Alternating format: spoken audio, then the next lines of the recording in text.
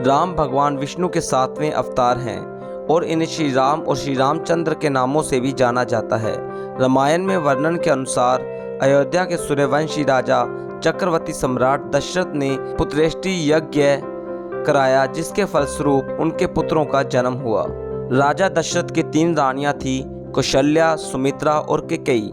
भगवान राम कौशल्या के पुत्र थे, सुमित्रा के 2 पुत्र लक्ष्मण और शत्रुघ्न थे और कैकेयी के पुत्र भरत थे। राज्य नियमों के अनुसार राजा का ज्येष्ठ पुत्र ही राजा बनने का पात्र होता है, अतः श्री राम का अयोध्या का राजा बनना निश्चित था।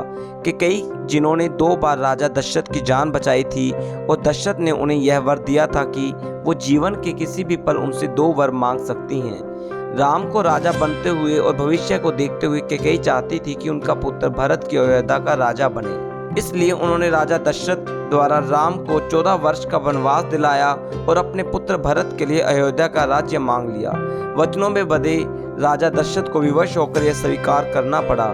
श्री राम ने अपने पिता की आज्ञा का पालन किया और पत्नी देवी सीता और उनके भाई लक्ष्मण के साथ वनवास गए थे। प्रभु श्री राम ने अयोध्या से निकलकर लंका तक के सफर में जहाँ जहाँ पर अपने पग धरे, वहाँ के खास स्थानों पर मंदिर, कुंड या रामालय बन गए। निश्चित ही लंका से लौटने के बाद प्रभु श्री राम अयोध्या में कई तरह के कार्य किए होंगे, जिससे शिवालय बनवाना, महल, आश्रम, कुटी आदि बनवाना, परंतु हम बता रहे हैं ऐसे कार्य जो उन्होंने अपने वनवास के दौरान किए।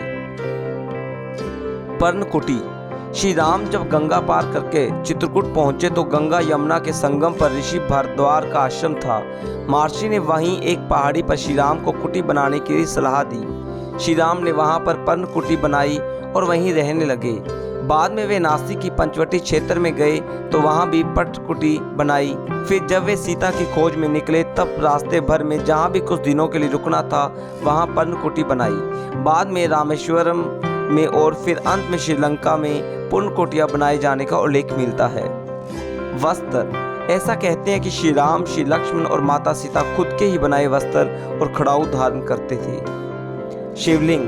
महाकाव्य या रामायण के अनुसार भगवान श्री राम ने लंका पर चढ़ाई करने से पहले रामेश्वरम में भगवान शिव की पूजा की थी।